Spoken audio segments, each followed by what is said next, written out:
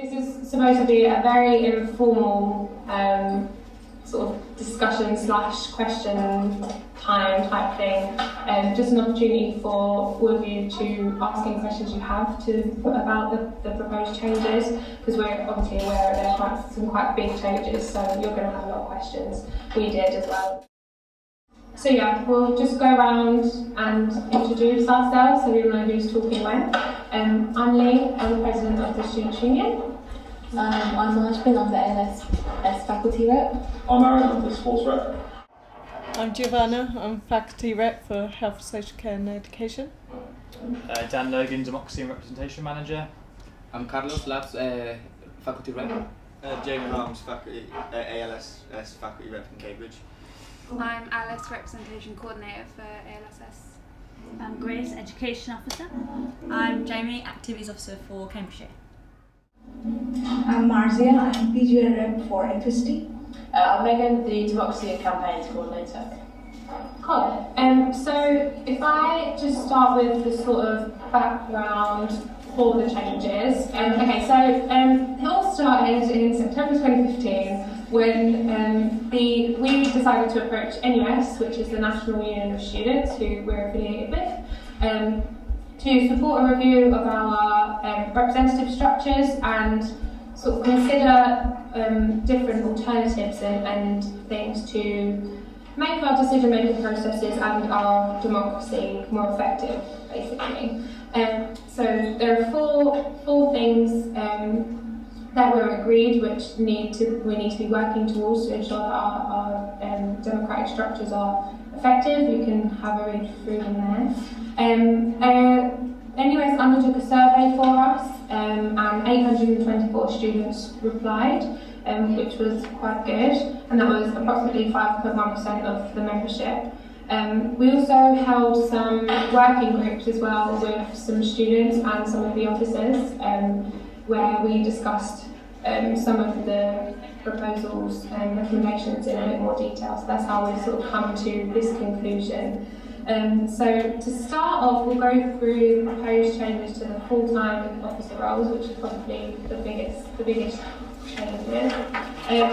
So the proposed change would be moving from portfolio roles, where obviously at the moment we have present education, welfare activities, and moving it to a faculty-based structure. So the officers will still have the president role, which will sort of pull everything together, and still have the same responsibilities as I do now.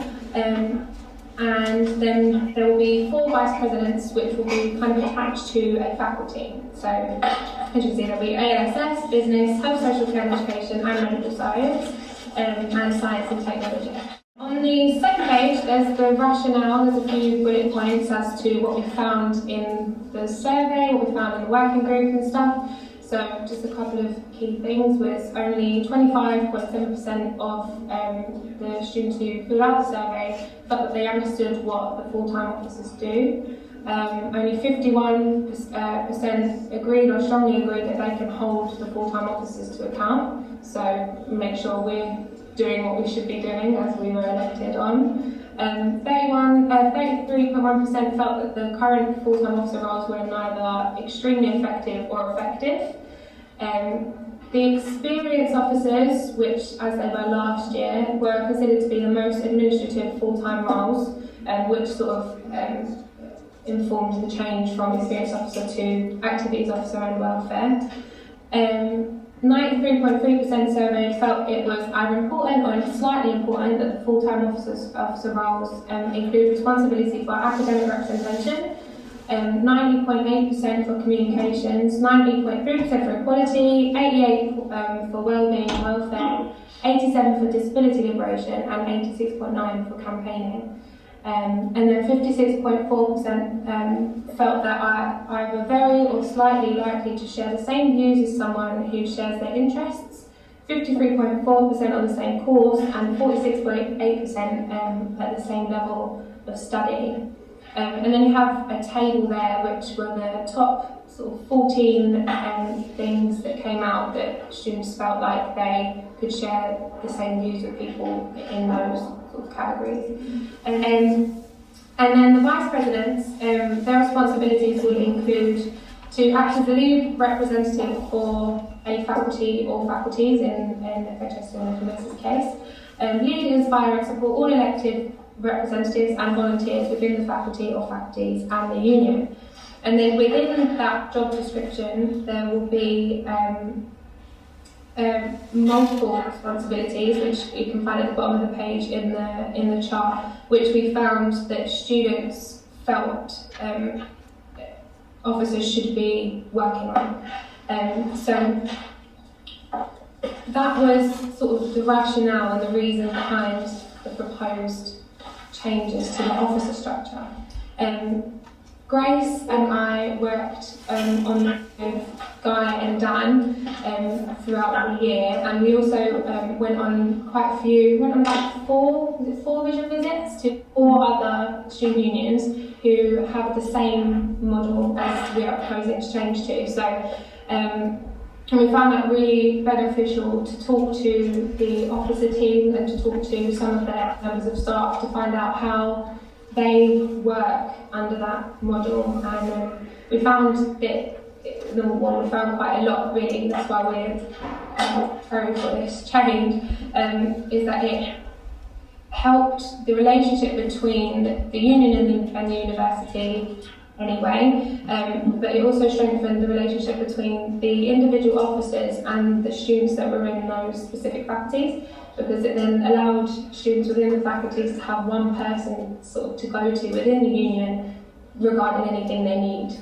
which is really good. And they found that they could work really well within their teams because they all sort of had set an understanding of their responsibilities. It provided a lot of flexibility between the officers as well, for them to work on the things that they want to work on. They found that the elections were a lot more exciting and engaging because people were excited to run for these roles and they had the freedom to have on their manifestos whatever they wanted. So they could have on there a mix between societies, a mix between educational matters and things like that, which was really cool. I think definitely if it is faculty based, then I think it's better for the students to communicate, yes. But when you mention about this table, which includes all of the duties, it seems like a lot to handle. Yeah. Even though it is within the faculty, but it seems like really vast and dynamic. Yeah. So the idea behind that is that each of the vice presidents will work on each of these things in the table relevant to their faculties. So when it says societies, they will work on the specific course-based societies within that faculty, as well as interest-based societies if they have that interest and they want to work with that. It does seem like a lot to do, but I think when they're all in, I think it will sort of encourage the officer team to communicate in a way and talk about what they're all passionate about working on, and they can sort of decide between them who's going to lead on these things. And then again, it gives the flexibility for them to all work on something if they want to, or one of them work on something and 3 of them work on something else, So yeah, does anyone else want to chip in? Yeah, I was just going to say, we're a really lucky students' union. A lot of students' unions don't have a big staff team behind them of people that help them out, people like Dan and Megan, but we have a staff team of about 30 people, which is really good for you guys, because it means we've got people like Megan and Dan who can sit here and support you in your campaigns and in your roles, but it means we also have people who support societies, and we have people that support the rep system like Alice, and we have lots of people to help with lots of different things. So it is a lot, but I think we'll have a lot of people there to help if it gets too much. I think as an officer, it's worth letting you guys know that we do a lot now. Like, if you spent a day as an officer, you would be surprised at how much we actually have to do. And for me personally, when I looked at this, I was like, that is a lot. And then I got into the role and I was like, but I won't be doing everything that I'm doing now. I'll be doing that like a segment for one faculty, and then I'll be doing a little bit from everything else. So for me personally, if I was to say, I don't think it would be that much extra work. I think it would be, you're just doing a lot of different jobs rather than one job for the entire university. You'll be doing a lot of different jobs but for one faculty, if that makes sense. For me personally, I wouldn't say that it was going to be like overwhelming for one person. We wouldn't put it through if we thought that it wasn't going to be like a workload that people could handle. I think it's just worth adding as well that obviously as a student union we do what our members want us to do. So although all these roles would formally have responsibilities for all these areas which students have identified as are important for those roles to have, on an annual basis we would undertake research within the faculties and across the whole university to identify what those things were that students wanted us to do, and the officers would then align their time appropriately with those priorities that have come out of that research. So, in FMS, there might be a real welfare issue. In LSS, there might be an issue around activities, and then the officers would have to respond to those priorities and allocate appropriate time to them. So I think that's just also something important to consider in the context of the roles, and it necessarily wouldn't be doing everything all the time. It's depending on what are the priorities that ultimately you tell us, when we ask you. And the officers would still have the opportunity, like as we're doing this year, our main sort of priority campaign is around mental health, which is welfare. So the officers would still have the opportunity to all work together on one thing across all of the faculties if the demand was there and if that's what students wanted them to do. So, okay. If you do sort of read over it, because if this is the first time you've seen it, and I understand there's a lot to take in. Just for the record, when we first saw this proposal, we were all like, oh my goodness, no, like, what is that? It's just such a huge change.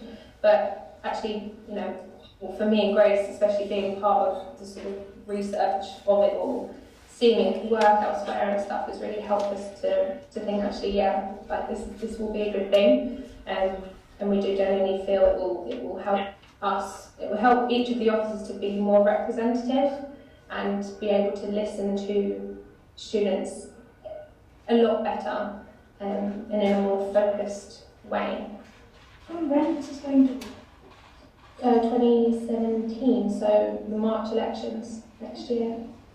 Yeah, so if it goes through, if it's agreed and voted out for student council, then okay, so we'll move on to the part-time officer role, so it's on the third page. So what we are proposing is to basically shrink the amount, the number of part-time representative roles within the union. The rationale, again, behind that at the bottom of the page and on the other page, is that 58.2% felt that the democracy in the student union should be the control of the organisation by all of its members, compared to 34.8% who felt it should be controlled by a majority. 68.2% surveyed felt it was important that the full-time officers' roles included responsibility for disability liberation, 67.3% for women's liberation, 58.2% for black liberation, and 55.6% for LGBT liberation. This was compared to 35.6% for 46.2% for community work and the environment, and 45.2% for volunteering and 48.2% for society. So, just in that little box there, to reduce the number of part-time roles with responsibilities, including the implementation of policy to those that represent minority groups, and create further opportunities through volunteer roles in societies to meet the needs identified through other roles. So that sort of little explanation there is to sort of say that the recommendation and our proposal to sort of take away some of these roles isn't because we don't think we need them, isn't because we don't care for them. We really, really do. But we feel that with some of them, they're not necessarily representative roles they're more representing a thing rather than representing a group of people. So, for example, the communications rep, the environmental and community rep, the sports club rep, and the societies rep. All of these things we think can be achieved through other means other than a one rep role. So, for example, with the societies rep, we hold monthly society forums where all of the committee members are invited along. And we were in conversations in replacement for a rep. There could be an elected chair for that forum through one of the committee members. And then that person could be invited into our internal meetings, our student activities meetings, where we talk about everything to do with societies and those kinds of stuff. Yeah, so it wouldn't be just simply taking away these roles, it would be replacing them with other things. Does anyone want to jump in there? Yeah, should we see if anyone has any questions, and then they could answer that. Some of those things could answer some of the questions. Does anyone have any questions or worries? Greg, do you want to talk through them? Yeah. Because I think that will answer questions. Our mature students rep. A lot of the issues over the years that have been brought to us by mature students reps have all been about socialising and events. So we want to try and commit to making sure there's we can't do it every year, but we're going to try and make sure there's a mature student society on both campuses every year, because they can fulfil a lot of that, like running events, holding forums and stuff like that. And we also have what's it called?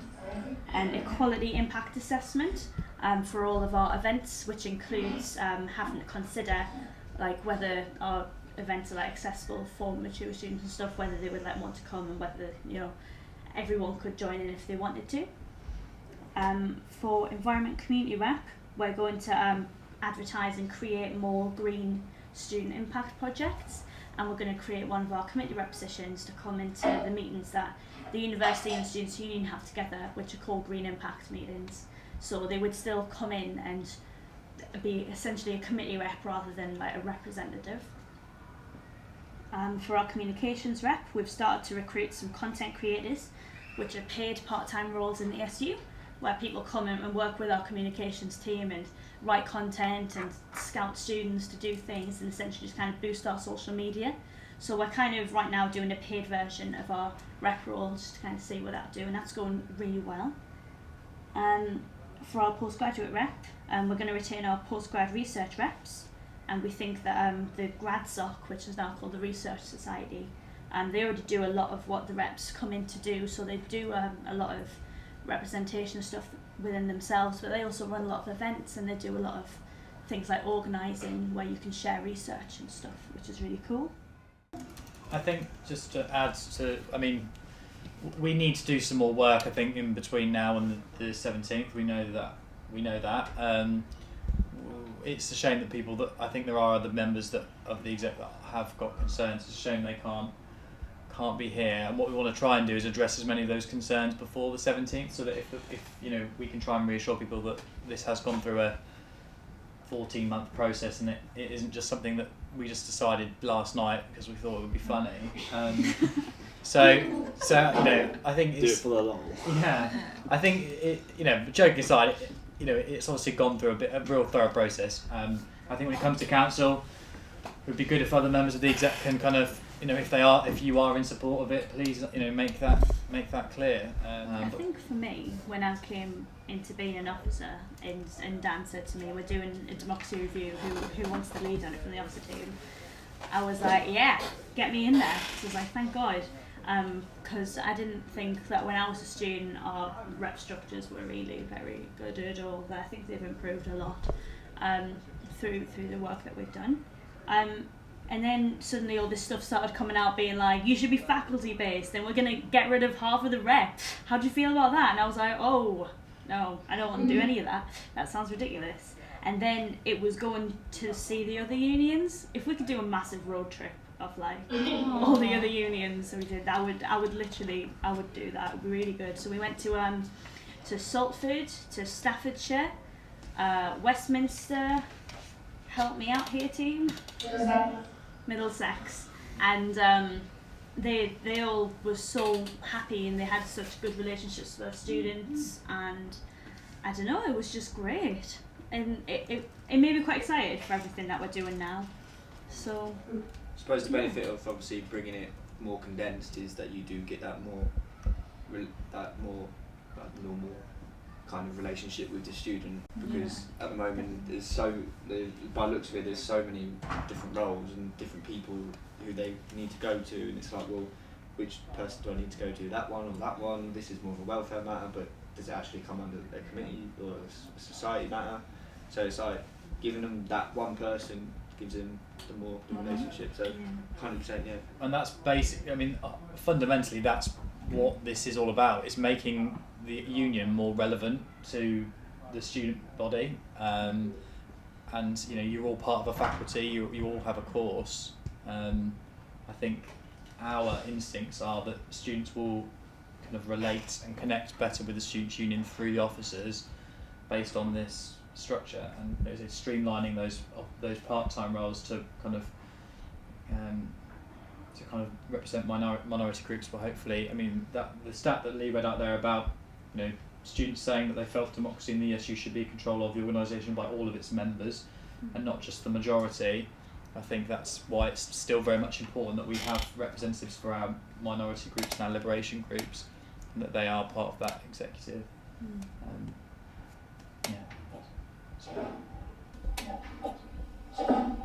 Yeah, last time you remember we spoke about GradSoc being back to all grad students. Yeah.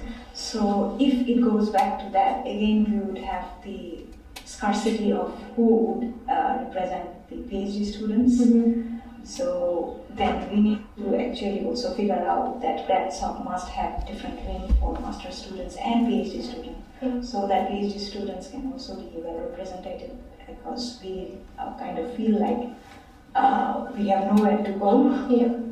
No, that's completely right on point. And the beauty of like societies and impact projects and stuff is that they're completely student led. So if you feel like you need a society specifically for PhD students, you have all the power to create that and set that up, and then we will help you through that process. We will give you money to do the things that you need to do, and we will help you book rooms for, you know. So that's completely doable. So yeah. And now we have for the full-time officers. Sorry, I missed. That's what I should have asked at that time. That Cambridge-based, Chelmsford-based, and when it goes to faculty-based, then it is not going to be campus-based. Yeah. Yeah. So do you have worries around that? I think it's kind of like then they cannot access. And Milo was saying about the changes in full-time officer roles there will no longer be like a Chelmsford-based officer and a Cambridge-based officer within that. And I think, yes. I was going to answer. You do your explanation. No, go ahead. So I think your worry was that there might not be representation from both campuses. Go ahead. I think that's a good question, but I think the best response to that is that right now there's only 2 campus-based officers. The president, the education officer and the welfare officer are all cross-campus, and they all go to all 3 campuses. So all we would be doing is making sure that all of the officers are in like the campus that they need to be in. It's better representation. It's better for the officers also. We're not too separate. We're all the same university, we're all the same union. There's activities, like you have societies, you still have education over there, you still have... The only reason that there's 2 activities officers is because me and Precious physically couldn't answer the 200 emails that we both get, so we'd end up with 400 emails a day. That is not something that I would like to do.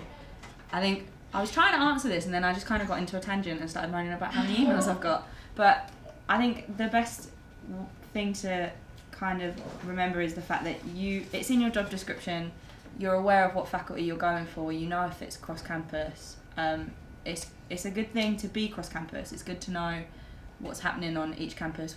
I go to Chelmsford now anyway.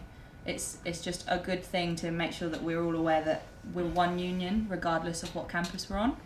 And these officer roles will fit better into that because it's cross-campus. Like FST is cross-campus. There should be if there's a need for like the Science Society to go cross campus as a society, Precious would have to chase it over there while I chase it over here, whereas there would be one lead officer in FST that would be able to talk to both of them on the same campus. Obviously that was a society-based example just because I'm the society's gal. But Lee, can you round that up in a way that makes sense?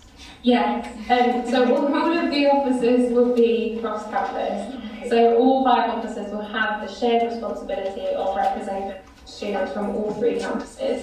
I mean, there might be a case where all 5 of them are from Cambridge, but that doesn't mean then they stay in Cambridge. I'm from Chelmsford, but I represent students from Chelmsford, Cambridge and Peterborough, and therefore I have to split my time equally between the 3 campuses and make sure that I'm listening to the students from all 3 campuses. At the moment, I think it would be, in that case, it would be a lot easier because they'll be cross-campus, but they'll be specific to a faculty. So they won't be going cross-campus to represent every single person. They'll be going cross-campus to represent the students within that faculty. At the moment, for example, Kat, the welfare officer, going cross-campus to represent everyone on all welfare issues, and it's like, oh my goodness, she's not superhuman. So I think, if anything, it would be a good thing. And from the experience, because I was experienced officer last year for the Chelmsford campus, as coming from a campus-based role to a cross-campus-based role, it's granted it is a little bit more difficult because there's demands on travel and stuff like that, but I think if anything it will encourage all students to run for all of the roles. I think there has been years where, for example, Chelmsford students only run for the Chelmsford-based role, and therefore there aren't any students from Chelmsford in any of the other roles. So I think it would be a good thing. I think it would be quite motivating for students from all of the campuses to want to run for all of any of the roles. So yeah, that was one of my worries as well when I first saw it. The first thing I said was, no one from Chelmsford's going to run. But I came to my senses, it's fine. Can I just add one thing? If on page 2 there's a table, and we asked students, as you referred to earlier, how likely they felt to share the same views as other students by a number of different kind of factors. And by the same campus is actually down at number 12 out of a list of 14. So effectively students are saying that just because they're a Chelmsford student, they don't think that they might share the same views as a Chelmsford student. Likewise for Cambridge, just because Jamie's a Cambridge student, it doesn't mean that he's necessarily going to have the same opinions as Carlos. So effectively that's one of the factors we considered when we grouped the representation by faculty rather than by campus, which is what we've historically done. Actually students are saying, well, that's not necessarily how we think about things in life. So it's a very good point. It's one of the things that actually we thought campuses were a really big factor. Students have told us that they're not maybe as big as we thought. So. And in just for reference, in line with the thought that this will be passed, we've adapted some of our staff roles already. So our representation coordinators have been changed from campus-based to faculty-based. So some of them have been made to sort of move cross campus to help students, reps in those faculties on all of the campuses. So there'll be that specific support as well for the officers and the faculty reps and the course reps. So all sort of links into one, and it's all very tight.